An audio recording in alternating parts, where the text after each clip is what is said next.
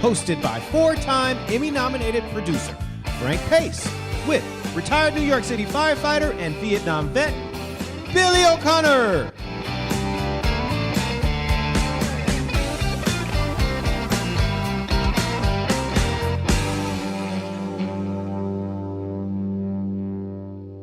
My brother. My brother, how are you, Frank? How you doing, pal? Good. How are you? Good. You got any New Year's resolutions? You doing anything for the new year? Anything you didn't do in the past? Well, considering it's now 6 days into the new year, I'm not doing anything. I'm just trying to survive day by day until we get the vaccine. Yeah, I guess everybody's sort of doing that. Everybody's worried about going out. And I know usually around January 1st, I'm sure all the gyms, all the memberships, they all get filled up, and nobody ever goes there. You know, it's like they go there for about a month and then they bail out. You know, but everybody's got to start the new year with the new resolution to get in shape and everything else. Well, our resolution is that we're on a new day, Wednesdays, and that's cool. 2 o'clock Pacific, 5 o'clock Eastern, and one of my resolutions will be to remember to introduce Derek earlier, because he's a valuable member of our team, and he's going to continue to add great insight to what we're doing here. So, hello, everybody. Yep. Oh, there, Derek, my man. How are you? I'm doing great, Billy. How you doing? You got any resolutions? You got anything that you weren't doing before that you're going to be doing for the next year? You know, I stopped with resolutions years ago. I always have a list of things that I want to do in the year anyway. So I don't have any resolutions. But man, I'm just happy to be alive and happy to, just have my family around me. So I don't have any resolutions thus far. We're all grateful for that, man. We're all grateful for having our family healthy. I used to always say, this is it, man. I'm starting January 1st. I'm going to start running. I'm going to get in shape. And, of course, I'd always have the bench, and I'd get the bar and the weights on it. And about a week later, I'd be using it for clothes, big clothes hanging all over it, shirts, pants. Yeah, it's interesting that you mentioned the bar, because our guest today will be Sheen, the International Federation National Bodybuilding Champion, who's is now 60 years old, and at the age of 54, he was a fat and flabby alcoholic, and he channeled his passion. He had a brain operation. He channeled that passion into bodybuilding, and he's made a remarkable metamorphosis into the person he is today. So we'll get to Hans in about 20 minutes or so, 15, 20 minutes. Yeah, that's going to be really pertinent, because of the new year and how people can channel it. We'll wait till we get Hans on, because I'm looking forward to talking to him. He's really an interesting character. Yeah. From everything I've been able to gather through social media and everything. For God's sake, the guy's got muscles in his hair. I mean, let's face it, the guy is in incredible shape. And the fact that he's bald makes it even doubly prevalent that he's got muscles in his hair. And we got a little bit in common that we were both former alcoholics, so I want to see what his method of getting off of alcohol is similar to mine, I want to see because it ain't an easy thing. They know I'm prouder of that than anything I've ever done in my life. Quit drinking, because this is, I guess I haven't had a drink in 13, 14 years. I had a guy tell me a long time ago at an AA meeting. I said, I haven't had a drink in 4 months. He goes, don't count. Don't count. He says, because once you start a year and a half, you start saying, I haven't had a drink in a year and a half. And you're just telling yourself that it's okay for you to go back and drink because it's been a year and a half since you had a drink. He says, just say, look, I don't drink anymore. End of story. So I don't know how long I've been off it, maybe 12, 13 years. But I had a guy in AA tell me, if you don't understand alcoholism, the compulsion of it, it's sort of like having diarrhea. It's a disease. You could say, I can say to you, Frank, listen, just go into the bathroom and shit hard. I do it all the time. Well, yeah, but you ain't got diarrhea. You know what I mean? It's a disease, and it's a genetic disorder. Hey, So how I'm many? interested to see. Yeah, I'm sorry. Go ahead, finish. No, so I'm interested to see the methods that Hans used besides, obviously, the bodybuilding. You know? Yeah, you mentioned shit harder. Why don't you tell me how many people you pulled off the can having heart attacks when you were a fireman? You know, that's funny, but it's not funny. But elderly people, that's usually where, if we get called for a coronary, usually we find them in the bathroom, and you go to open the bathroom door, and they'd be jammed up against the door because they would have keeled over. I guess if you're constipated, you're straining, which is why I always recommend, Frank, to you, if you're going to go out and drink vodka and prune juice. Well, I'm mainline fruit. I love prunes. Whenever I get hungry, whenever I get a taste for candy or cake or anything like that, I'll reach in a bag and have a prune or two, and that satisfies my craving for sugar. Well, Derek can know more about this than me, but from what I understand, sugar is pure poison. And one of the things when you stop drinking is that alcohol is loaded with sugar. Yeah, So that's why AA meetings. You should save that conversation for Hans. All right, yeah, no worries. Yeah, he knows. But don't get me wrong. You know, I haven't had a drink in 13, 14 years, but I'm not a Puritan. You know, I'm not a Puritan. I still like to smoke a little bit of devil's lettuce every now and then. You know, nothing to write home about. But I'm a firm believer and an advocate of herb and the products that byproducts from it. Like, do you have trouble sleeping, Frank? I'm 72. Zero. And you have no problem sleeping. Zero. My head hits the pillow, I'm gone. You must have a clear conscience. I went this morning. You have a clear conscience. Yeah. I have a whole lot of trouble sleeping. Me And too. I know people that take Ambien. You have trouble sleeping too, Oh Derek? yes, my whole life. Well, you know what? I know people that take Ambien, and they take a half an Ambien. Some people take Valium. You can go to the pot store. I know what they call it, dispensary. You go to the pot store, I call it, and you can tell them, I want edibles. And they'll ask you, they got it down to such a science. They say, well, what do you want for? Do you want to kill pain? Because my wife eats a load of them to kill pain because she doesn't want to get on barbiturates because they're so habit forming. They're so, they're so addictive. So she eats these pot candies and for pain. And she brought, so I said, you know what? You got to eat back there for sleep, anything to make me sleep. And they gave me these gummy bears. And I take one before I go to bed. And I swear to God, I don't get high because I'm going to bed.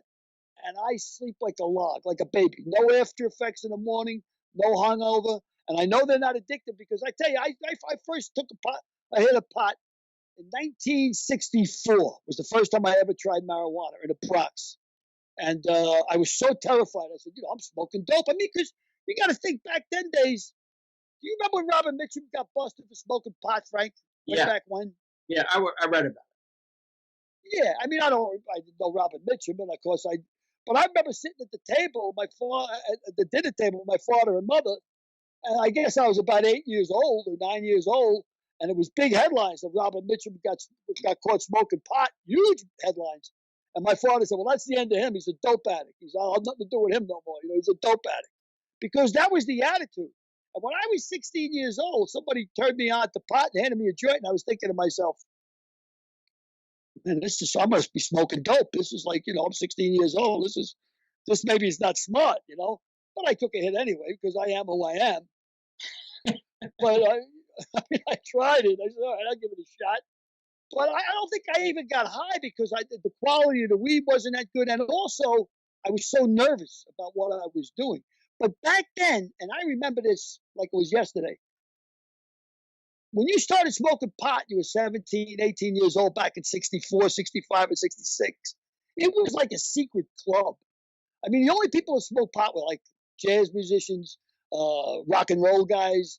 And, if you saw somebody and they made a reference to it or something, you'd say like, oh, you're hip? Are you hip? And it was like a wink. It was like a secret club, like that you smoke marijuana, As a matter of fact, interesting. You know where the term hip comes from? you ever hear, you know the term hip, right? You know where it comes from? Sure. Very interesting. I thought it's interesting anyway. When you smoke opium, in the old days, in the 20s and the 30s, when people smoked opium in New York and LA and whatever, Chinatown, you lie down and you smoke from the hookah, you smoke opium, but you got to roll over on your hip to take a hit of it. Oh, So they'd say, "Are you hip? Do you smoke opium?" That's where it came from. wow. You know, useless information, and any man I know. Oh, useless. My ex-girlfriend used to say it all the time. Why didn't you just put a big cardboard box outside and say $2 to come in and stand next to the old man and listen to his?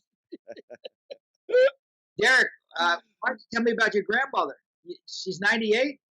Yes, my grandmother, she called, well, I think I called her on Christmas or Christmas Eve, and she said, I don't know if she want me sharing this, but I'll share it. She said, I'll share the clean version. She said that I'm 98 years old. No. Give us the other version.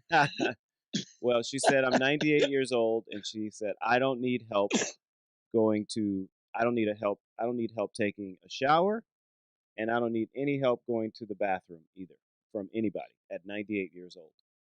And I thought that was amazing. That's pretty remarkable, man. Billy's going to You think she'd like to go out with? You think she'd like to go out with a 72-year-old Irishman? She sounds pretty fascinating, you know. Well, I don't know if that's a good idea because all of her boyfriends have died. Yeah, I guess so. Like, you're 98. Yeah, Right, you know? Billy's going to the bathroom now. that's right. I'm wearing the pants, Frank. That's it. That's why I got the big grin on my face. It's leaking right in there. I don't worry about going to the bathroom. But they say this when you get to be our age, there's two things you should never do. You should never pass a bathroom, and you should never waste a hard on. Frank? No comment. No, No comment. You know, you talk but about. I got to tell you, I mean, I'm an advocate for this, for these podcasts. I'm going to bring you some of these, Frank. But yeah, I know I'm going to bring them for Derek because Derek doesn't sleep well. And these things, I mean, I think they're fantastic. I mean, you take one and they taste delicious. They're gummy bears, and you just suck on them, and then you go to sleep and you sleep like a log. So what is, Yeah, is I don't have any trouble falling asleep. You know, Muhammad Ali used to say he was so fast he could turn out the light and be in bed before it got dark. I'm the other way around. I could turn out the light and fall asleep before I hit the bed, and before it gets dark. wow, my wife's like that. Yep. You're one of these guys that can sleep on barbed wire, right? Sleep on a picket fence, no problem. You can sleep anywhere. Yes, I could sleep anywhere.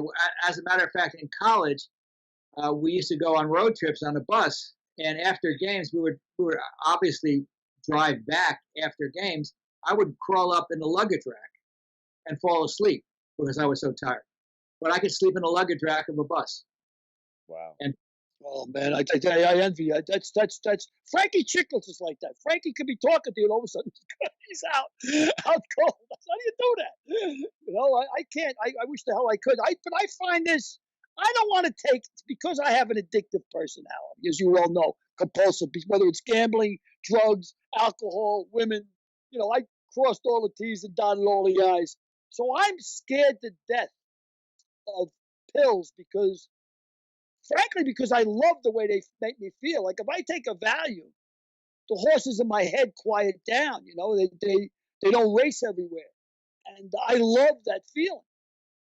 And I've always told my son, listen, find out what your drug of choice is. Find out what you like the most, and then stay as far away from it as possible.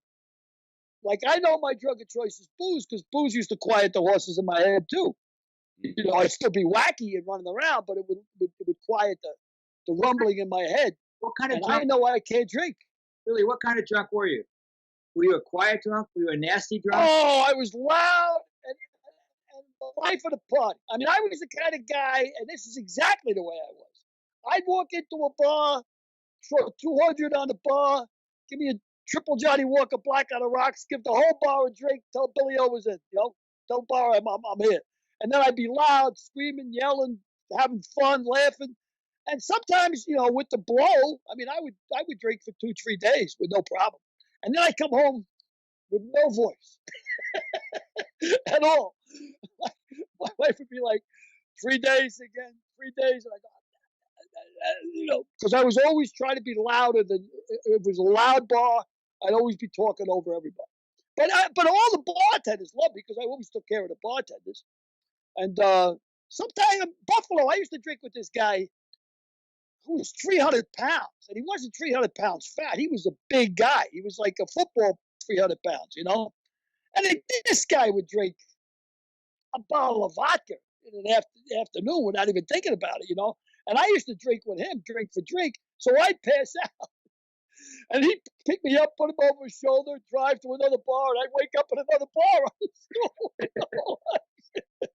I said, how the hell did I get here? He says, just don't worry about it. Just have a drink. But all the bartenders knew me, so they all took care of me. But one time I told Buffalo, it was hilarious. This is before he died. He died a couple of years ago, a heart attack. He was about my age, but of course he was overweight, and he always abusive with the drink and the drugs.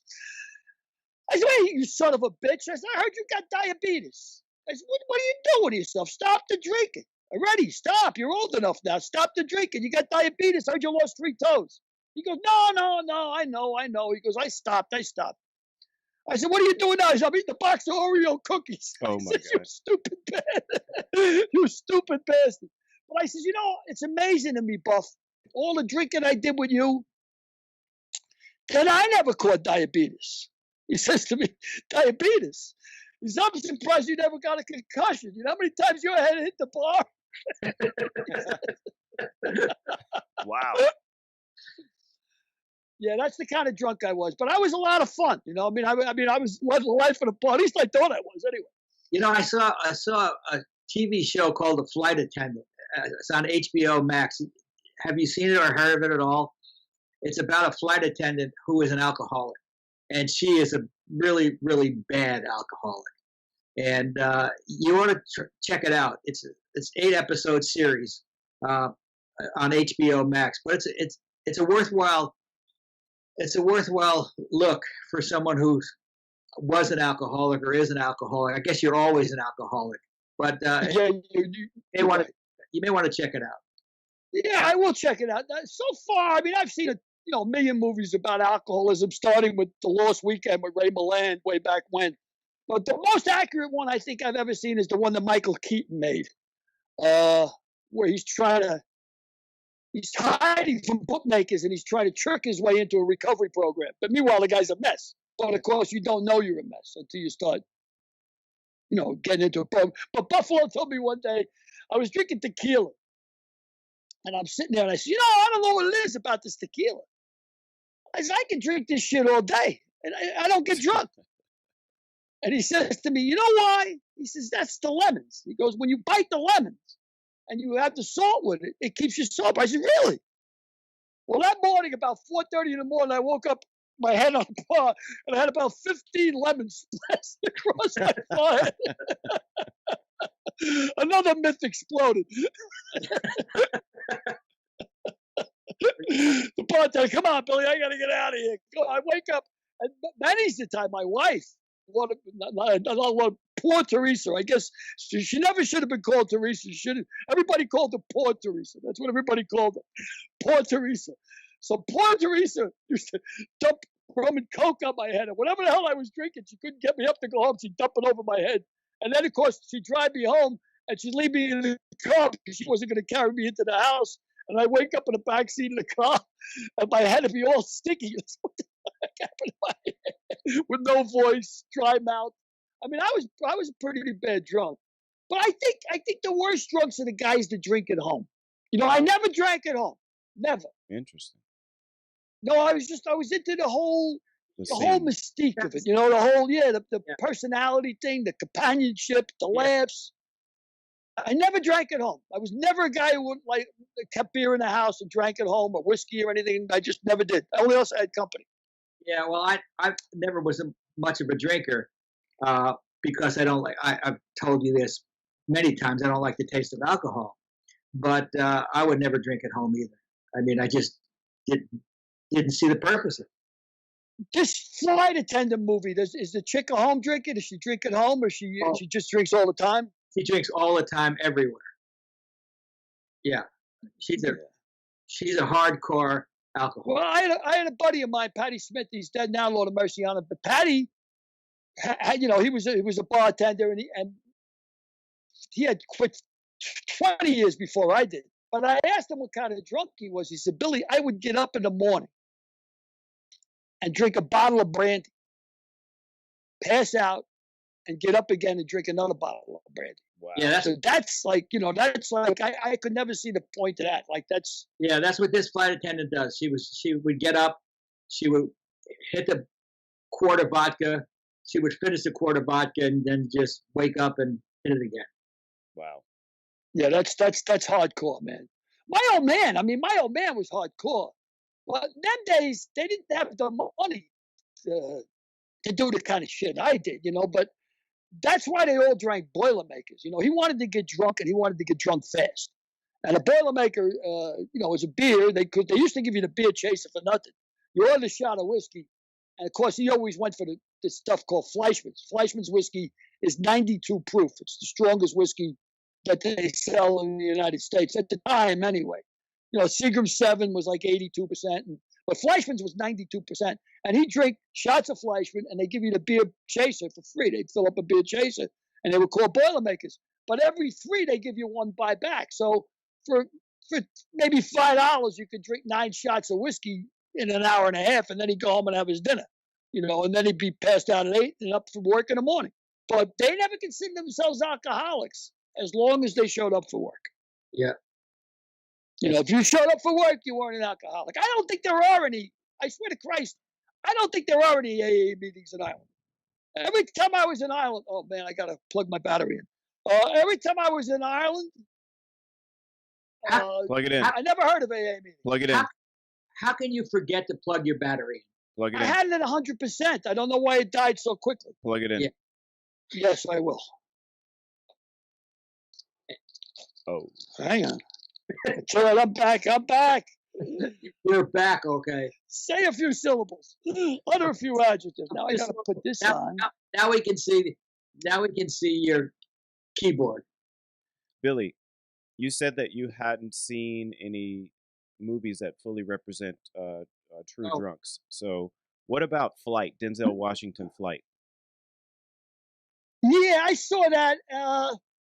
Is it? That wasn't bad, but I still think the one with Michael Keaton was the best one I ever saw. Like the fact that he didn't know that he was trying to pretend that he had a problem, because you know what it is, everything's relative. Like if I walked into the Tinker and I could sit there and drink a half a bottle of scotch at 11 o'clock in the morning, and I say to the guy next to me, how long you been? I've been here since 7. And you already drank a bottle of vodka. So you say, well, I can't be too bad. This guy's worse than me, If you hang around, it narrows your world, just like any other compulsion. Yeah, alcoholics only want to hang around with alcoholics. Yeah, that's it. We should save this conversation for Hans, because he's going to have a different perspective on it, and he'll come at it with a perspective of having been an alcoholic. Right. So let's save this conversation for Hans. Okay. Hey, Hans. Hey, are you there? Yeah. Okay, so let me see if I can. That's game. Hey, there we go. Oh, there it is. My friend.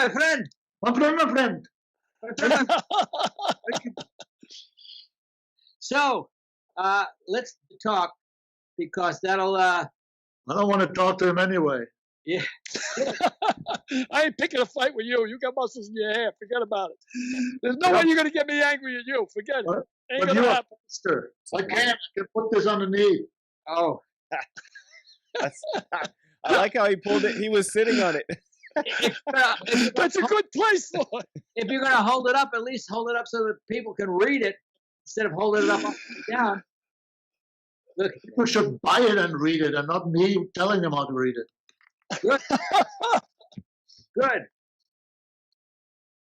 Yes, perfect. Perfect. So, Derek, let me know when you want to introduce today's guest, Hans Sheen. Okay, Frank. Great. Well, it's my great pleasure to introduce our next guest, Hans Sheen, the American INBF, that's American International Natural Bodybuilder Federation Master Champion. How are you, Hans? I'm doing really well. Good to see you, Frank. Nice to meet you, Bill. My pleasure entirely, pal. I've been following you on Facebook. A remarkable story, just a remarkable story. How you turned your life around. Thank you very turned much. your life around. Well, I think it's very apropos too that it's New Year's.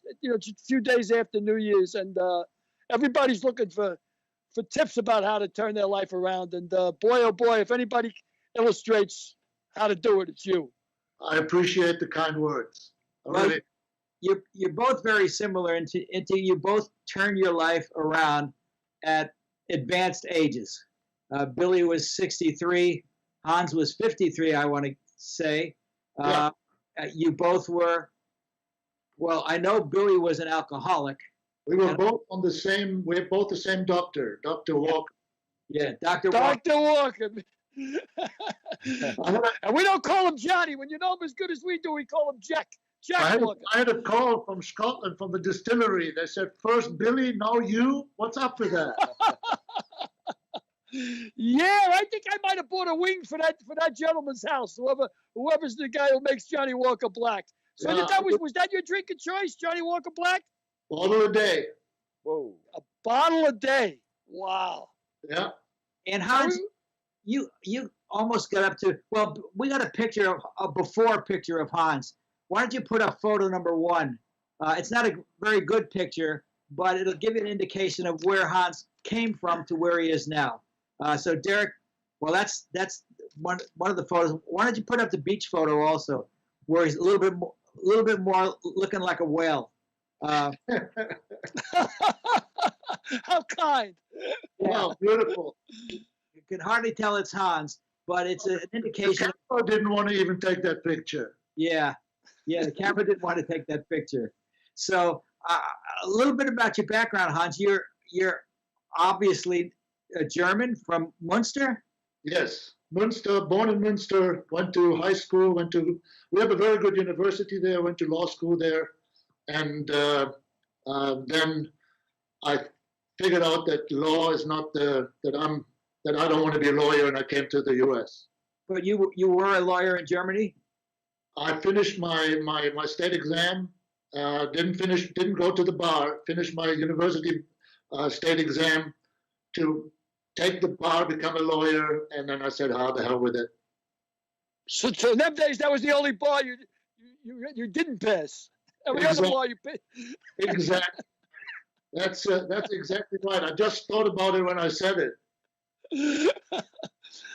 It seems like you're sitting in a gym. Is that something you put together yourself, or you in your house, or you outdoors? Well, I'm a very competitive person.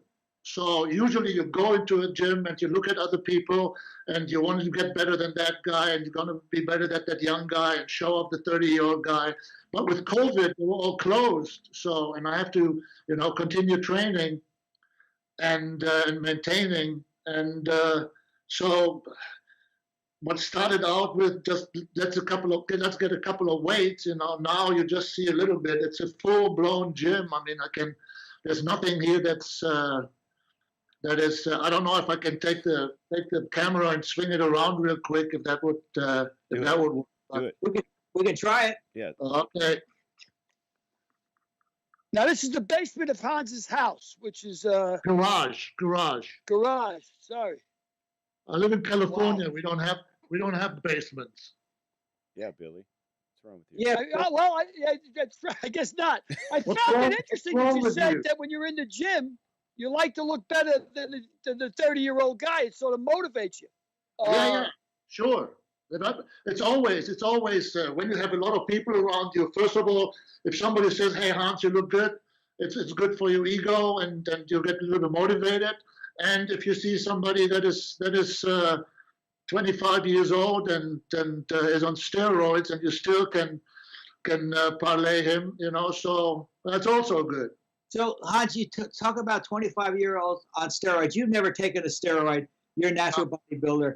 Never in life. Even when I played soccer, nothing. Let's go back, maybe 30 years ago to Arnold Schwarzenegger, and you were hanging out at Patty's Roadhouse, right? Yeah.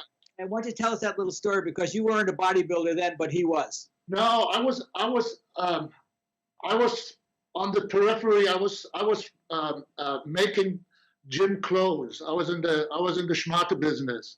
So I was making gym clothes and suits and whatnot. And a lot of my friends from Europe, they were hardcore bodybuilders, and they were always going to Santa Monica so they can work out at the Gold's Gym with Arnold and with Lou and with all these guys. And also? Yeah. So This is Lou Ferrigno. We're talking about Lou Ferrigno. Is that right? Yeah. Lou, you look so small today. That was funny. So That's a great line. so yeah, and Gary Stridham, who was the world champion at that time, and Mr. Universe, and Arnold would show up there almost every other day. But then afterwards, there were two breakfast places. One was directly in Santa Monica around the corner that was called Rose Cafe. Well, it's still there, and then there's another one which is down the PCH, and it was Paddy's Roadhouse, and it was actually, Paddy was an Irish guy. So older gay Irish guy, and he was happy that all the bodybuilders were coming in after training and having breakfast there. So I went over there with my friends who just finished their training, and we were talking about, because we had some photo shoots in the afternoon about new shirts coming in and whatnot. So I was sitting there, and I just got my breakfast, and then there's a guy reaching in from the back, and he says, you don't eat your eggs, you don't go to competition. And he just takes my eggs away and gives it to one of them. So I turned around, I was going to say something, but obviously I recognized the voice right away, and I just said quietly, hello. You know. So, and ever since Frank and I, we know each other for almost over 20 years now, Frankie. Do you know that? Yeah, it's just about 20. Well, yes, it's over 20 years. I think we met in the year 2000 when I was coaching the Sacred Heart soccer team. Yeah. A lot of my girl players were playing for your club team. Exactly. So yeah, it was. But anyway, so very early when we met, I told him the story. You know, I was still not in bodybuilding or anything, you know. So every single time we go, and we always go have something to eat and whatnot, Frank, you don't eat the eggs. What I think is so funny about that is there's a German guy doing a German accent of another German guy. It's an Austrian. Oh, that's right. He's Austrian. That's right. He's Austrian. Yeah, that's But you do a great Arnold, and I love the line that's good. where you're breaking each other's balls, where he would look at Lou Ferrigno and say, "You look so small today." I think that's hilarious. Yeah, he always would. He always would walk around in the gym and talk to the guys. Were just, you know, their head was almost exploding, you know, because they're lifting so heavy. And he would go there, "It's feather light. Put some light as a feather." So he likes to talk a lot of shit on him. He's a ball All player. the time. Really? I don't know how much I can tell, and I'm allowed to tell before somebody knocks at my door with that accent. But he would on the biggest stage. I remember the biggest stage was the Mr. Olympic in Vegas, and he would hide the posing trunks of a couple of guys. You know, before they have to go on stage, 5 minutes before they have to go on stage, they were in their normal training pants, you know, pumping in the back, you know, get the pump up, the little muscle pump up, and then he would go to the locker room and just take their little posing trunks, you know, and hide them somewhere. And there was just chaos over there. And when you are completely depleted for the show, you have to be on the spot. On the time you go on stage, you have to be on spot. That means there's a lot of stuff that goes in there, but you're depleted of complete carbohydrates, and you are agitated, and you are in a bad mood, and then have 280 pounders running around looking for their little banana hammock. Hilarious. Hilarious. Hans, you are thrilled when Arnold became governor. It was I enjoyed the view because you know where I live, and Arnold cleaned up the air in LA, so I'm pretty much happy about that. Yeah, of course I was. You know me, I'm apolitical. I really don't give a big fart about anything. It's been interesting the last 4 years, to say the least. But yeah, when he said, this is a true story. Arnold, when he was in his younger age, in the 80s, he said that he's going to become a politician, and I'm going to marry a Kennedy. That's what he said before he even met Maria. That's amazing. That's what he said. I'm going to be a movie star, I'm going to be a politician, and I'm going to marry a Kennedy. That's what he said. That's remarkable. Yeah. He almost willed himself into it. I mean, that's willed remarkable. himself into everything. Yep. He willed himself into it, and he made it happen. Yeah. Well, you obviously you have to have the same kind of determination. I mean, you were drinking a quart of Johnny Walker Black a day. 0.7. That's a load of sugar, man. That's a lot of sugar. 0.7 on a good day, a liter bottle. Whoa. Yeah. Man, so how did you do it, man? How did you decide, like, you know what? I'm putting the plug in the jug, and that's it. I ain't drinking no more. Did you go to meetings? Did you go to AA meetings? Cold turkey. You cold turkey. You had to cold turkey. Yeah, I had to cold turkey. Why don't you tell the story about how you were in Taiwan and how you had a tumor and how you had to have an operation. It's not a tumor. It's not a tumor. It's not a tumor. With me, it's not a tumor. Well, I was working in Taiwan. I have an apartment in Taiwan, and I work with some factories in Taiwan. And you're working as what, Hans? Work for me? No, working as what in Taiwan? What were you doing in Taiwan? Oh, I'm a chemical engineer, but specialized in leather production and in service protection. So I don't want to brag, but I have a few patents in high leather performance technologies, and I had a little company, and then the company was bought by Mechanics Wear. It's a big glove manufacturer, PPE manufacturer. Hey, Hans, let me interrupt you for a second. Derek, can you put up photo number 10? Yeah. Now you can continue. Go on, Hans. Continue. So you see all the trophies here. So this was I can show you this real quick. This is my favorite trophy because this is when Mechanics Wear. I'm sorry to get a glare. When Mechanics Wear bought my little company that made all of this and my comfortable lifestyle probable now. So, but I wasn't coming back to the store. I was in Taiwan, and I had to get ready to a meeting in the morning, and I went into the shower, and then I remember waking up on the floor. I was bleeding. I was black and blue everywhere, and one of my technicians, he was staying with me in the apartment. It's a pretty big apartment, so when we have people over there, we all stay there. So he pulled me out of the shower, and I still had my underwear on, and the whole room was steamy. I have no recollection whatsoever what happened. So it turned out, to make a long story short, that I had a small stroke and a huge seizure, and I was flopping on the floor for 10, 15, 20 minutes. And then they pulled me out, put me on the floor in the living room, called another guy, and they rushed me to the hospital right away. So I was getting back to normal, kind of like figuring out where I was and try, but I didn't know what happened. So we went to the hospital in Linchun Hospital. Yeah, and then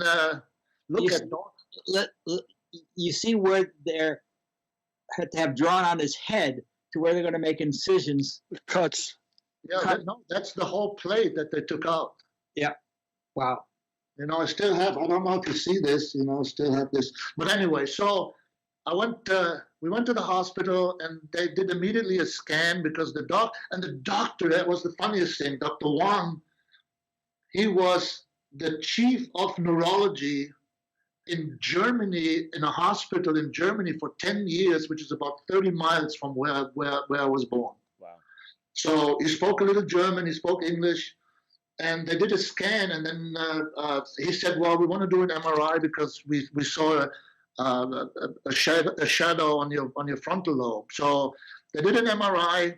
I had to wait, and then he called me back in his office, and he said, I don't know how else to tell you, but you have a massive, massive tumor sitting in your right frontal lobe. And I don't know, I cannot explain it, but everything kind of like gets dark, black, and you don't hear, you don't see anything, and you're just in complete shock, but just a brain tumor, I thought that was it. I thought, give me the bucket, I kick it, and that's it. And then he said, well, you have half an hour. We have to immediately open you up, take the pressure off, or you're going to have another stroke, and you're not going to survive it. And I asked him, the only thing that I asked him is, hold the fuck, I'm sorry, can I have a brain tumor? He said, well, didn't you ever have headaches? And I said, yeah, but that was my natural hangover, every 24 hours. And he said, well, the problem is that the tumor grew in the right frontal lobe, and the right frontal lobe of your brain is like in a computer, like storage. So there are no motorics or anything, none of your vitals, so to speak. And he said it might have been grown there for 30 years, And then he said, did you have any kind of trauma 30 years ago or 25 years ago? So, and I said, yeah, I was in a bad car accident, head-on car accident. And so he said, well, that might be it, that grew and grew and grew and grew. So they said, you have half an hour. If you want to make a phone call, but we have to cut you open right away. And you were in Taiwan, so you must have been very, very nervous about the quality of healthcare that you were going to get in Taiwan. Well, not only that, you don't know what happened. I did not know if I'm going to make it, to tell you the truth. Right. If somebody tells you have a massive brain tumor, it's not like a hernia, that you say, okay, fine, I can live without this, I can live without a leg, I can live without whatever. But if somebody says you have a massive brain tumor and you have half an hour to make a phone call, that scares the bejeebies out of you. Yeah. So I wasn't, and I dated that girl that you met, Rachel.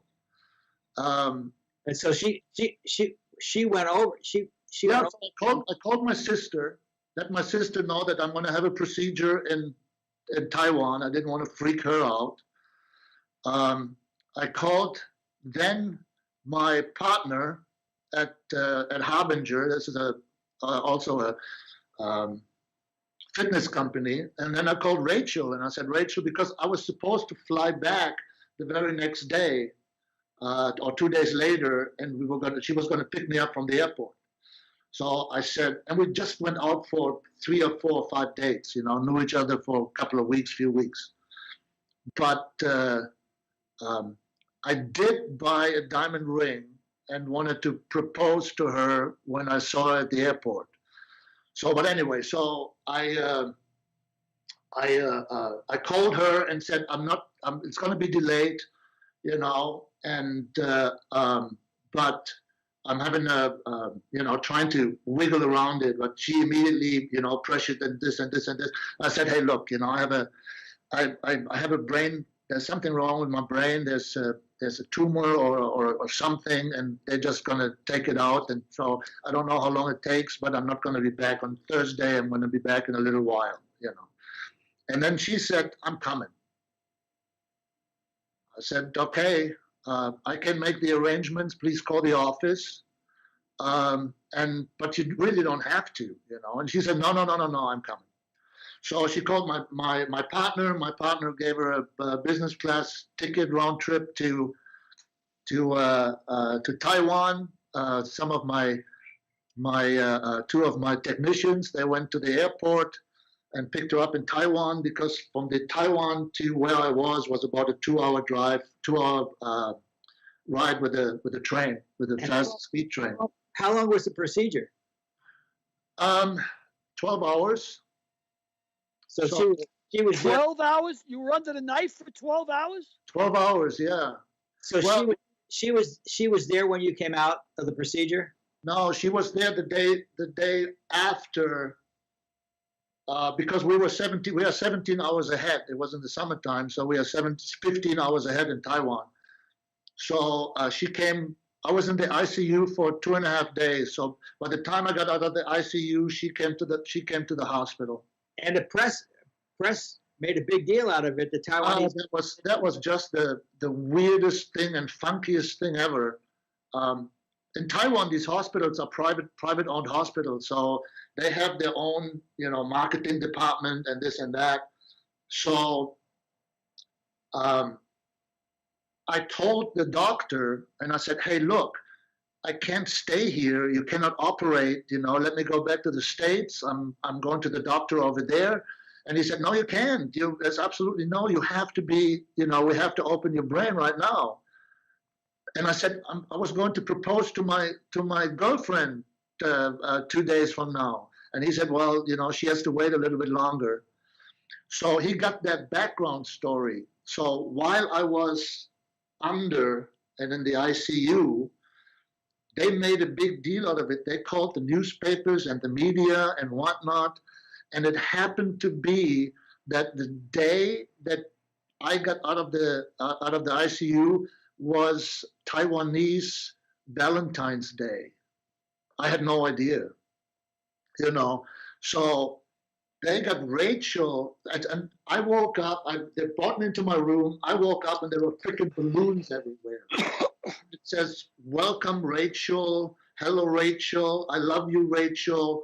You know, and I said, what the hell? You know, teddy bears, you know, typical over the top, you know, Kitty, you know, Miss Kitty, Asian style.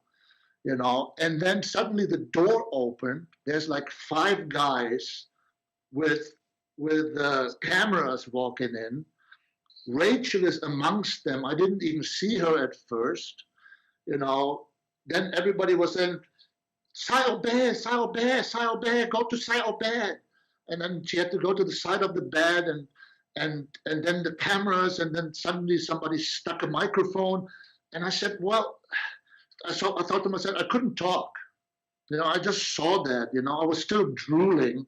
You know, my head felt like I was laying with my head on a 2x4 and somebody's hitting it with a sledgehammer on the side, you know. So, but they made this big deal out of it. And what you saw, the picture that you saw, you know, I had to propose, you know, so they said, propose now.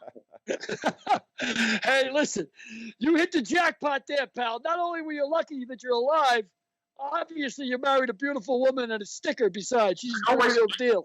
I always tell her, I said, do you imagine the shit that I went through to convince you to say yes? Who has cut open just for you to come around? So before I go off that, why don't you put up picture number 3, Derek, so we can see the damage that was done to Hans's brain. Oh, that damage was done before. Yeah, well, I know Brain that. damage I was born with. You look like a basketball. Yeah. Your top head looked like a basketball. There it is right there. Yeah. Look at that. I felt like a slider. Yeah. I mean, that's low outside. Yes. So you were forced then, because of the medications and drugs you had to take, Right. the doctor said to you, I don't want you to have another drink. And if you have a drink, it'll kill you. So you had to cold turkey. Yeah, that's what the doctor said. The doctor told me and he showed me and what alcohol does in your brain, that it turns into vinegar and that it aggravates the brain cells and it kills brain cells and whatnot and what it does. And he said, anything from now on that is altering your regular brain function right now. So anything, any drugs, too much coffee, and he said especially alcohol, you die. Wow. So Wow. So it wasn't just alcohol. You have to be very careful about anything that you put into your body. yeah, I can't get herbed up. I don't know what it does. I haven't tried it, but he said everything that is altering your brain function. He said for sure alcohol. You have to be very, very careful not to take any kind of medicine outside of the medicine that I'm taking 10 pills every day now. 10 pills, 5 in the morning, 2 in the afternoon, 3 at night. Wow. And Are they medicinal or they're just health pills, or what are they? Vitamins? Because of that, I have epilepsy. So I developed epilepsy and after I got back to the States, I had a few seizures. I had one seizure in the gym. I think did I send you that picture with the outline of the gym? No. Oh, yeah, I had a seizure in the gym and I got, they had to, and you have no idea when you have seizures, you have the strength of a lion. They had to hold me down with 3, 4 firemen and then they rushed me and my seizures were so bad, they were like 20 minutes, 30 minutes, and when you wake up from a seizure, your brain is like a computer. It has to be restarted. You see a phone, but you may know what a phone is, but you don't know how to use it. Even if you have a seizure by yourself, it takes you a while to figure out how to call 911. I had a seizure once at home, and I didn't know how to use the doorknob to get the bedroom door open to get out, and all you can do is cry for help. That's all you can do. So what was your motivation to channel your obsessiveness into bodybuilding? Well, it was with what Billy said earlier. It's that it's New Year's. People do make all kinds of lists of what they want to do and how they want to change their life and whatnot. So when I got back from that trauma, I figured out I'll make a list. What I can't do, what I should do, and what I want to do. And so when I had the list what I can do, that was easy. What I cannot do, that was easy. You cannot drink, fuck it. You cannot smoke, fuck it. You cannot do drugs, fuck it. I mean, I didn't take much drugs, after the 80s and anyway. So, but I could coffee and all of this and partying and there was not a problem, and then I just looked at the list of what I wanted to do. And, I wanted to spend as much time as I have in my life with my beautiful wife, Rachel. I wanted to still go, work in my job. I still want to go travel. I still want to go on vacation. And I want to enjoy every day, for the rest of my life. And then I had to kind of like, how to explain, glue it together like a sandwich. So here's the part that I can't do. Here's the part that I want to. What's the part in the middle that I have to do in order to get there? And that was just started out with eating clean. So I started eating clean, losing more and more weight, and getting in a better shape. And then what do you think you weighed when you had the tumor? 240, 245? Well, yeah, about 225. I was already, it's the alcohol, So you go from 235 to 225 within 6 hours, and vice versa. I mean, Billy, you kind of like Alcohol alcohol is all sugar. When you go to AA meetings, and I know you didn't have to do that, but there's a reason that people have cookies and candy and they're all drinking Yeah, Pepsi sure. because the body wants sugar. No, I do You the know, same thing. I cannot be left alone with chocolate. You know, I have the same thing. You know, and I eat. When I quit.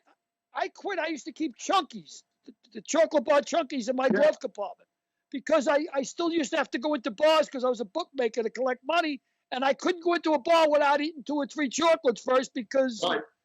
No, the same. alcohol. You know, I needed the sugar. Same with me. Same with me. I went like years when I don't get the sugar that I will start shaking and you know and you know. But yeah, I was husky. I was medium husky. You were fat. Yeah, well, but here's the thing: when you're fat, none of your friends come to you and say, "Look, fat fuck, what is wrong with you? Stop eating, stop drinking so much. You look like shit." Nobody says that. But if you lose weight, then suddenly everybody comes to you. Are you okay? Is everything okay with you? Yeah. Good Wow. AIDS? Is it AIDS? No. Well, that's like when you get to be Billy and my ages. Everybody says you look good. Nobody ever says you look good when I was in my 40s, when I was in my 50s, when I was in my 30s. When I hit 65, 70, gee, you look good. Compared to what, you fuck? Yeah, but they always qualify it. I've had many women say, you know, you look good for your age. Yeah. Your age. That always I gets know. underneath it. Hans has surpassed that. I mean, he just looks good. His body is not the body of a 60-year-old man, that's for sure. Well, is genetic? Does alcoholism run in your family? Is it a genetic thing? You think? No, not at do you all. have a history? No, I tell you how I started drinking so heavily because I was blessed to work for big companies. So and my job was always in Asia, Europe. So we're talking about 13, 14, 15-hour flights. And they always put me in business class, you know, so drinks are free. And when we're talking about, you know, flying Emirates and Lufthansa and Cathay Pacific, we're talking, you have the choice between black, gold, and blue label, you know. Wow. Another drink, Mr. Sheen. And who says no to a free blue label? You know, and then you sit 17 hours, you know, although it's very comfortable in business class, but you just sit there, you know. You can't work. You know, your mind is just going, you know, and you just start drinking 1, 2, 3, 4, 5 until you're shit-faced and you can sleep for a few hours, you know. Yeah. So, and that's how it happens. So, Hans, when did the fitness turn into bodybuilding? Well, somebody came to me after about 4 years or so. I was working out 4 years, and I stuck with with my nutrition. So everybody has to know, if you do bodybuilding or sport on a high level, 70% is nutrition anyway, you know. So without the discipline of nutrition, there's nothing you can do to change your body, you know. So so somebody came to me and said, hey, you know what? They have a contest in Monrovia, in the high school in Monrovia, and it's in 3 months or so. And it's a bodybuilding, but it's natural bodybuilding. And you could actually go and compete, you know. And then I call it's the men's bikini class. They have before the bodybuilding, it's called physique. So you do in board shorts, and you have like an athletic beach body. You know, that's the category. So, and I said, yeah, why not? You know, why not? You know, and like I said, you know, I played all my life sports, had a competitive nature, so I put a shovel coals on the engine and you know, worked out a little bit harder, and then and then I learned what's involved in there in this whole thing. You know, it's like science to get ready for these shows and to get your body right on point, and you have to go down. When I won the Masters, the first picture that you showed, I was at 2.5% body fat. Wow. And that is almost, That's remarkable. Yeah, you can do that for a few days before your body shuts down, you know. So Wow. yeah, you. So it's really dangerous. It's actually dangerous to be that fit. Yeah, but that's that. You see, you see my skin. I'm 60 years old there, and you can look through my skin. It's like paper. You can see every muscle strain, every vein, every tendon.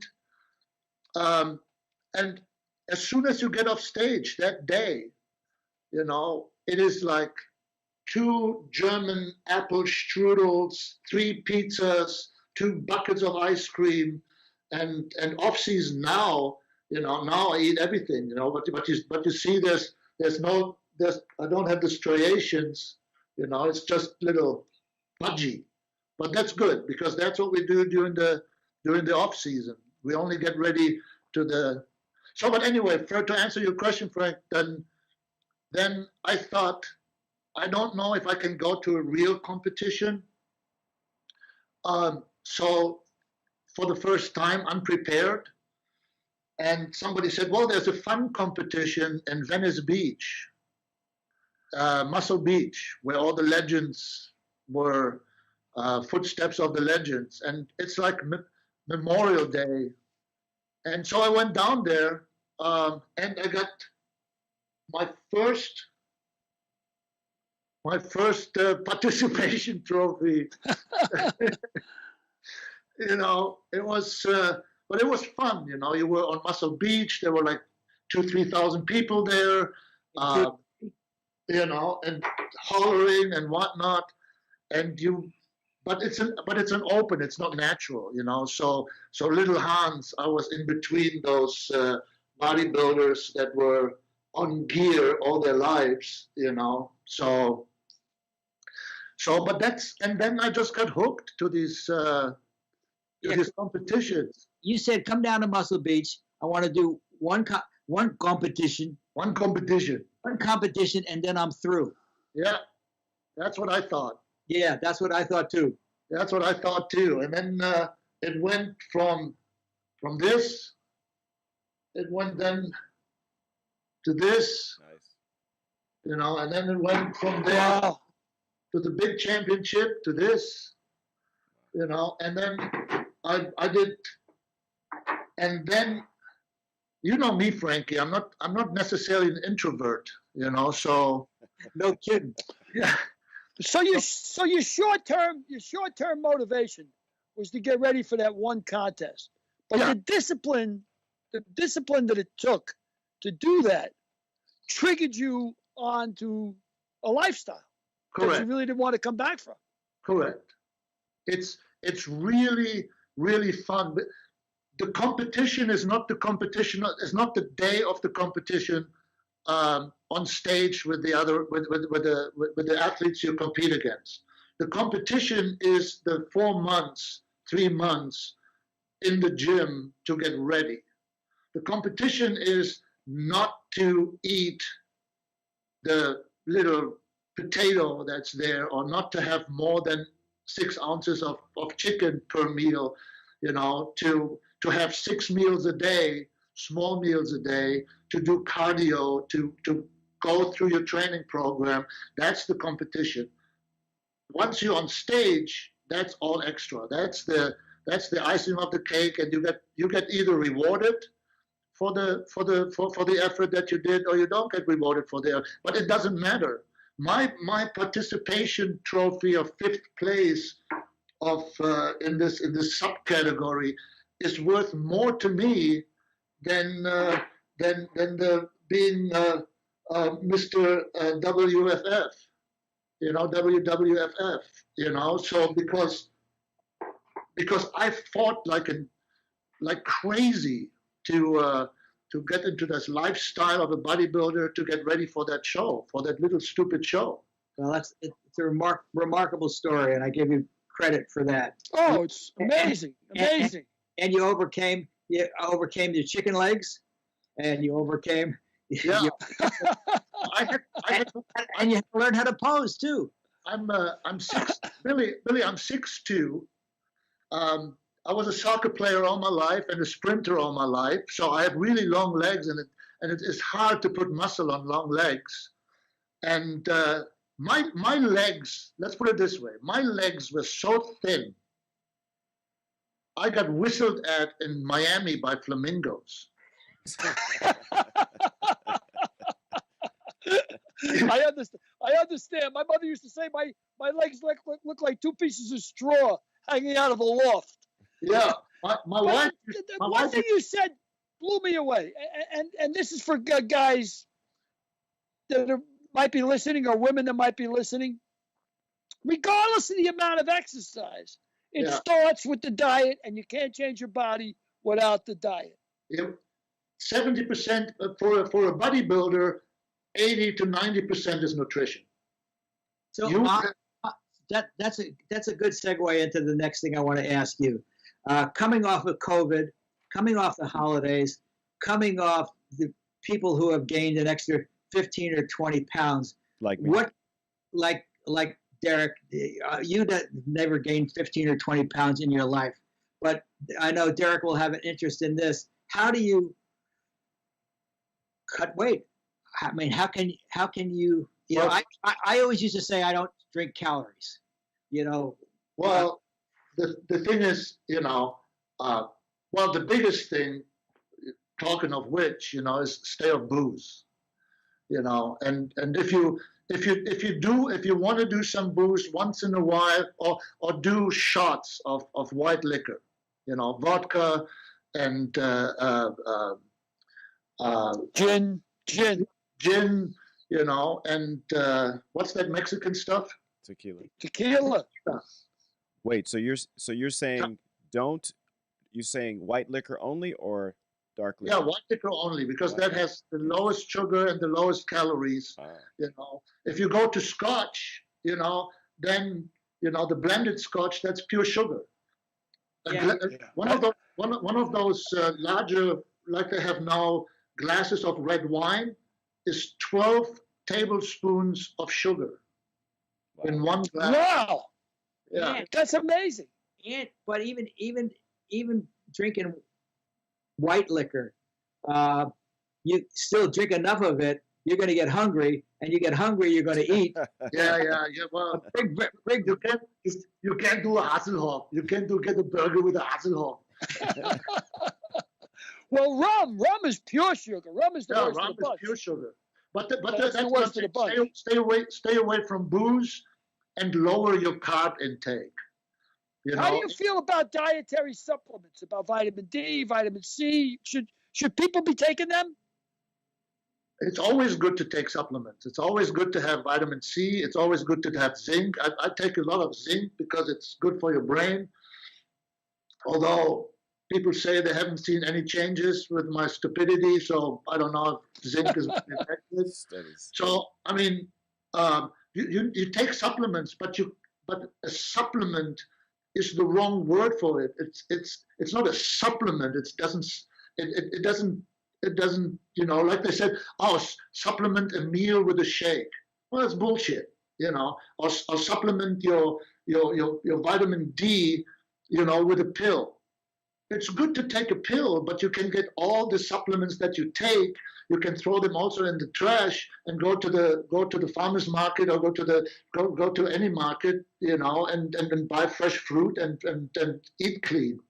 You get everything from that. Say fresh fruit, lean meats and fish, green vegetables. Is that the key to losing weight? You can always. People say it's so boring. I make pancakes in the morning by taking egg whites. I put in 2 scoops of protein powder and just a little tiny bit of almond vanilla milk. Mix it up, and you put it in a frying pan, and you got protein pancakes. But do you eat that now, or do you eat that when you're trying to cut weight?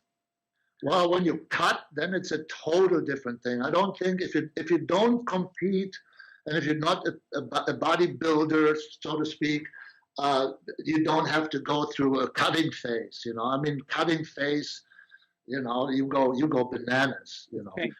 but if you have, what do you put on those pancakes? Costco has a great non-sugar syrup. There's nothing in there. Tastes good, but don't give the pancake swim lessons in the in the syrup. You know? Just sprinkle a little on it. You know? When you first went into the gym, when you first started your program, when you first started working out, obviously it was gradual. How long did you spend in the gym initially? 3 days a week, 5 days a week, an hour a day? What'd you do? Here's the thing: you cannot work out every day. You know, if you work out every day, you can be a marathon runner. Has to work out every day. You know, a bicycle racer, Tour de France, you have to work out every day. If you want to build muscles don't get bigger in motion; they get bigger in rest. So you have to have rest periods. So if you want to strengthen your body, you have to have a lot of rest. You have to have at least 8 hours of sleep at night, and don't overdo it. I see people that go to the gym for 2-3 hours a day. I don't even know. There's no rhyme or reason for it, you know. So if you have a set program, you start out with 30 minutes of cardio. You know, go on a bike or a treadmill or whatever. Or here's an idea: walk to the gym. You know, people that drive 20 minutes to the gym or 10 minutes to the gym, and then they go for 2 hours on the treadmill.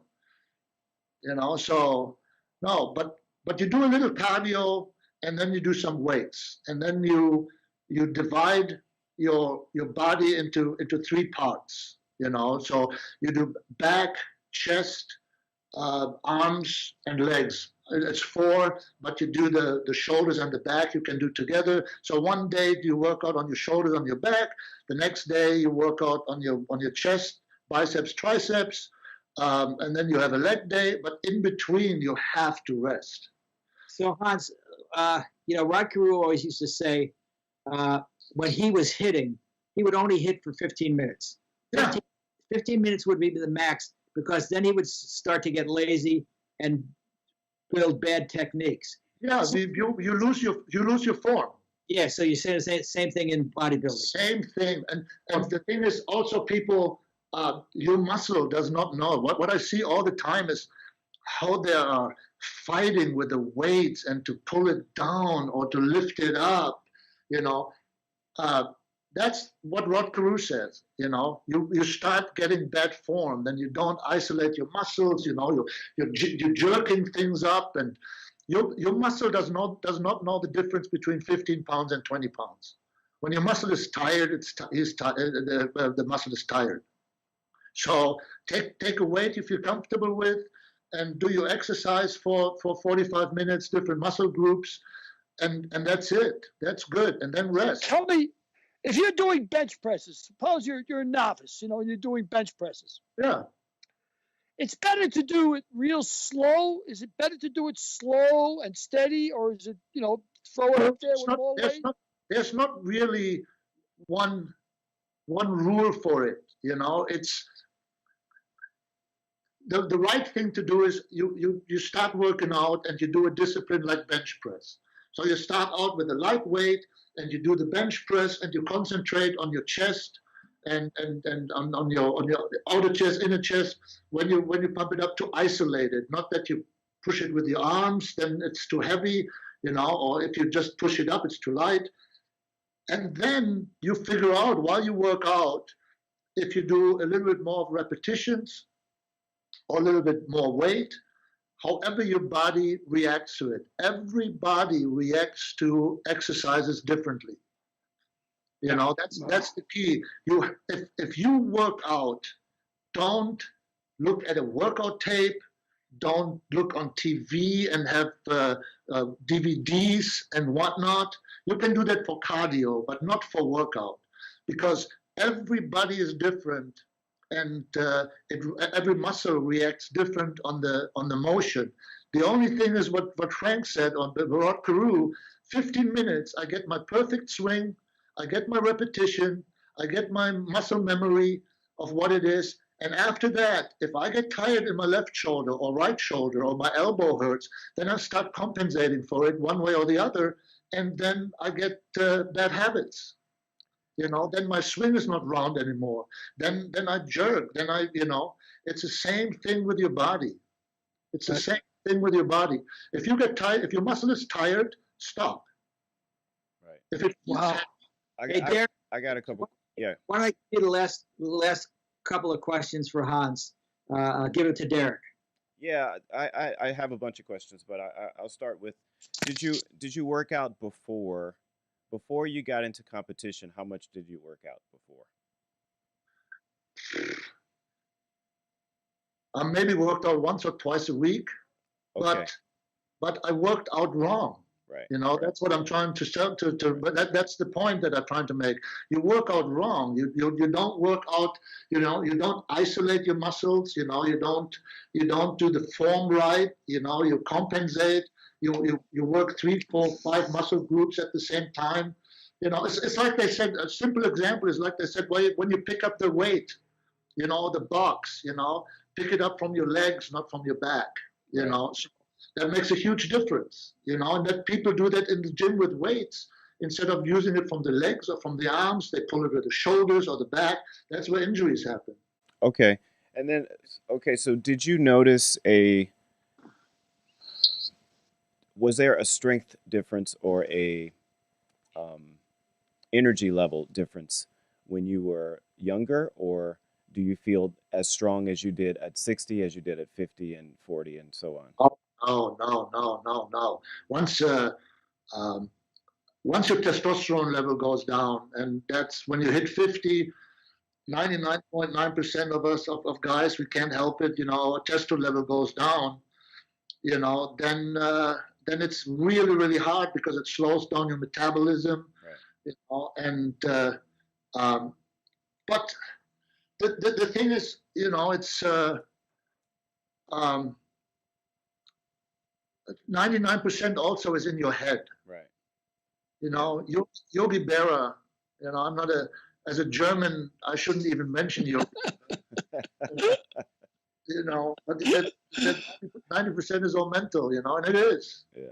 Yeah. That was going to be my next question is what do you do about the testosterone levels? Because I am aware, I mean, some studies say that, sort of decreases in percentage. So when you hit 40, it's like you got 40% less testosterone, and at 50, 50% less. I'm sure that's a little inaccurate, but what do you do about that? Well, I have to do it through nutrition. Okay. Because being with the Natural Bodybuilding Federation, we get tested. Right. So we get, before competition, somebody could knock on your door and said, pee in the cup. Right. Because you could take something, and then lower it down before the competition. The night, this is the best, Billy, you're gonna like this. The day before, the competition, we all have, every competitor has to take a lie detector test. But this is not just a rinky-dinky lie detector test. These are guys from the ex-FBI, ex-Secret Service, ex-police. They're taking these lie detector tests, and it's a great racket. You have 200 competitors. Everybody has to pay $60 cash for a lie detector test, and he sits in his hotel room. But I would say 1 out of 10, sometimes 2 out of 10, will be disqualified because they didn't pass the lie detector test. Really? Oh, wow! They find you. They find. Well, first of all, the day of the competition, the judges will see if you're dirty or not. Because there are certain muscles and certain masses on muscles that you cannot achieve clean. Right. So when you see football players, with their neck and they have, trapeze muscles like crazy, you can't get that naturally. That is just full of gear. So you can be disqualified the day of competition. It seems like bodybuilding is more stringent than the NFL. I mean, it seems like lie detector test. Natural bodybuilding is we have a list. We get every year a new list. It's the same list that they have for the Olympics of substances that will disqualify you. Hans, do any of the medications that you take do they conflict with that list? When I became a member and a competitor and I stopped winning, they asked me the same question. So I had to give all my medication to their lab and to their doctors, and they evaluated if there's anything in there that is performance enhancing. And there is one medication that I take that is for the pituitary gland, and that also helps me with my testosterone household, but on a natural way. It just because through the operation the pituitary gland was affected and wasn't sending signals for testosterone. So, and then they evaluate if that is actually helping me or not. And so the result was that is it's not helping me, but on the other side, if I don't take it, I may have a seizure on stage, So they said, okay, so it's not. But you have every medication that you take, prescription, you have to have them clear it. How about the little blue pills that Billy takes by the handful? Oh, you mean the M&Ms? Yeah. Yeah. I eat them like M&Ms too. The bedside M&Ms? No, I'm so I far. eat enough enough to give everybody in his picture a stiff neck.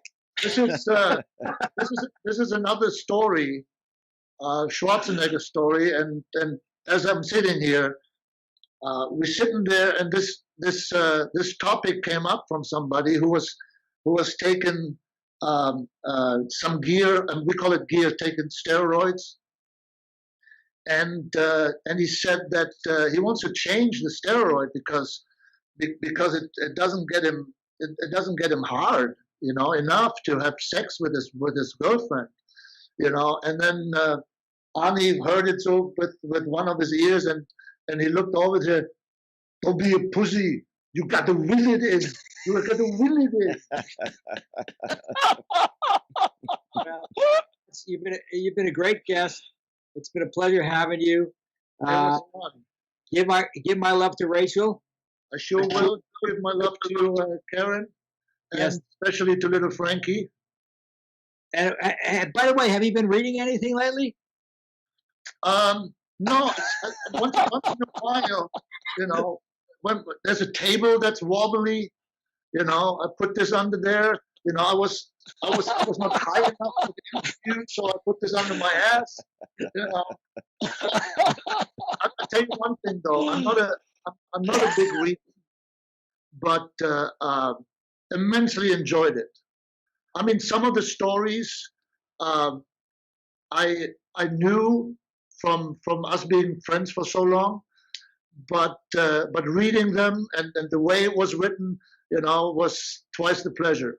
It was really, really cool. Well, So, and the only thing is, I had an invitation to go to Russia next year, Moscow, or this year, Moscow, for a competition. It used to be in Kiev, but now it's in Moscow. And the first thing when I got the invitation, I thought to myself, oh, I can see the fifth. yeah, Mike Tyson story. The Mike Tyson story. Yeah, that's the first. I told you that story probably about 2010, 2012, and you said, "How have I not heard that story before?" I know. But I got in the mail the card, and you get vouchers for the tickets, for the flight tickets and whatnot when you're invited to these competitions. And so the first thing I said, "Ooh, I could be the fifth." That's awesome. Thank you so much, Hans. Thank you, guys. Pleasure to meet you, Hans. Really, It's- thank you so it's much. my I pleasure. enjoyed the hell out of it. Hans, And you have certainly earned the eggs. that's funny. Thank you. Hans, Thank you. I have more questions, so we'd love to have you back. I would love to come back, and then let's talk about some of the to like help the guys like Frank alluded to, help some of your listeners to get healthy, Yes. Right. because it's worth it. You'll be our fitness guru from now on. Yeah, don't take steroids. That's the catch-22. You lose 20 years of your life and 2 inches of your manhood. Whoa. Billy can't afford that. Whoa. I know. I definitely can't afford that. 2 inches of my manhood, that's for sure. All right, see you, Hans. All I see right. you I guys. didn't even, that's why I didn't get circumcised. I didn't want to lose that big. It was an absolute pleasure. Yes, it was Right. great. Thank you so much, my friend. Pleasure, Hans. Real pleasure to meet you, pal. Hey, we Thank you. have a crystal geyser together. Yeah, for sure. All right. Thanks That's again. for sure. Okay, guys, see you. Bye. Take So- care, Hans. Be Happy good. New Year, pal. All right. So, Always hear Derek, from you. Hey. what? Why don't we pick instead of the NFL, because we don't even know who's going to be in the games this week? Why don't we pick the college championship game? Oh. It'll be Ohio State and Alabama. What do you think about that, Billy? Well, I thought it was great that you segued there, because since you called Hans our new fitness guru, and you being the football guru, me and Derek are the only two Egypts out of the four of us, I guess. You guys are gurus. So well, it depends on you to pick the game. But I can tell you that the spread is Alabama is a 7-point favorite over Ohio State. So you pick a team. Who are you going to pick this week? Well, you know me, I'm a dog guy. I like to bet dogs, but I got to tell you, I can't bet against Alabama. To me, I got to go with the chalk on this one. I got to lay the 7. I like Alabama. Well, that's interesting because I went through my usual routine on this. Who's going to be the home team? I guess about it's going to be played in Florida, so there's not going to be a home team. Alabama's the Southern favorite. Ohio State's traveling far. Ohio State will be traveling farther, but they're going to have a week or so to settle in. You went with Alabama? Alabama -7. All right, I'm going to go with Ohio State. All right. Wow. Begrudgingly. And that's just not being contrary. You Yeah. like Ohio State. Begrudgingly, because my friend Vinny Porco passed last year of COVID, and he was a huge Alabama fan. So I really wanted to root for Alabama to honor Vinny, but when I heard you say Alabama, I knew I had to go Ohio State. Because I'm never right. That's hilarious. Well, I think that's about all we got time for this week. We probably that's our longest show ever, but it's a good way to Well, keep. he was just terrific. Yeah. I have another dozen questions I'd love to ask about the Yeah. quality of care in Taiwan as opposed to the hospitals Oh, in, yes. in the United States. I will say, I'll say this for Hans. He got a bill for like $700,000 from the Taiwanese hospital, and he said, "Oh my God, how am I going to pay this?" And they said, "No, that's in our currency, $7,000 in American money." Whoa. So he had this brain operation, Well, state-of-the-art brain operation for $7,000. that's why because I know Flam. I don't know what was wrong with him, but they estimated that and our coverage is okay, but it's not really terrific, our health coverage, firemen in New York anyway.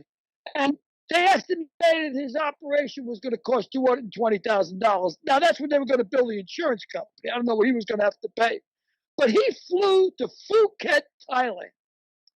They gave him the same operation for $30,000. And he said to me, Billy, I swear to God, the food, the nurses, it was like staying in first class in Las Vegas. The food was amazing. The nurses were beautiful. Yep. He said it was incredible. Hans said the same thing. Wow. We're losing. No, he's all right. It's okay. I mean, we can hear him. But we can wrap it up. Yeah, we should wrap it up. Have a good. Who's our next guest, Frank? I'm not sure. So Never heard of him. I'm not sure who it is, but it'll be a good guest for sure. Excellent. All right, well, that's great. I mean, and don't forget, if These Lips Could Talk, it's still up there. People are still clamoring. Go ahead and buy it. Clamor. We got the new time spot for a Mooka Mick and a Mike. Yep. A Mick a Mooka and a Mike. Facebook and YouTube. So we got a lot of things going on this week. So we'll see you next week. You can go and look at the archives as well. There's been some great shows with Tony O, Frank Sinatra's road manager, and Stephen Lang, and Artist Gilmore. So there's some great archives. We've done a good body of work so far. Let's keep it up. We have for sure. All right, everybody. Take care. See you next week. See you next week. Bye, everybody. Take care. Take care, guys. See you next week. Thank you.